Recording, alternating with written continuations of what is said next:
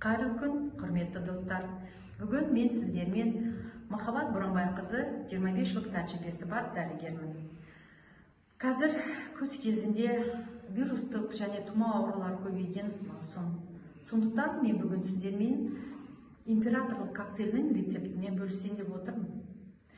Бұл рецепттің құрамына кіретін барлық бөлшектер Тиньши компаниясының өнімдері. Ал кеттік онда. Бұл рецептін дайындау үшін бізге 5 капсула кардицепс өнімі, 5 капсула цинк және 5 капсула ресвератрол кіреді. Сонымен бірге біз оның ішіне бір кішкентай қапшықта жоғары мөлшері кальций саламыз.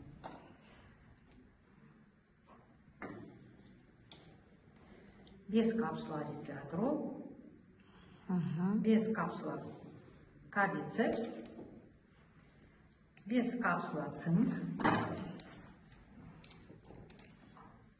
артынан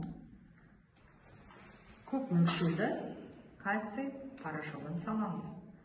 Бұл коктейль бұрынғы ежелгі Қытай императорлары өте жиі қолданып келген рецепт.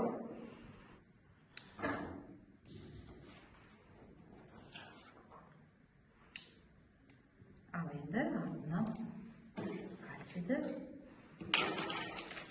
салатын боламыз.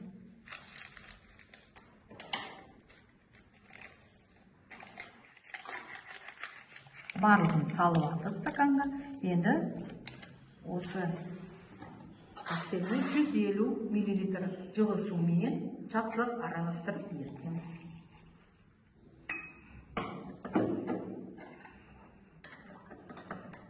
Коктейль өте дәмді, хош иісті, балдар да, ересектер де іше алады.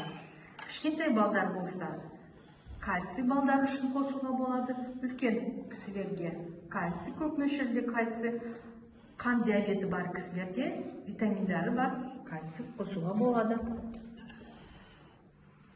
Бұл коктейльді таңертең аш қарынға ішу керек, немесе профилактика үшін, немесе ауырып қалатын болсаңыз, күніне 2-3 мезгіл жылы суға ерітіп ішсеңіз болады. Өте дәмді және пайдалы.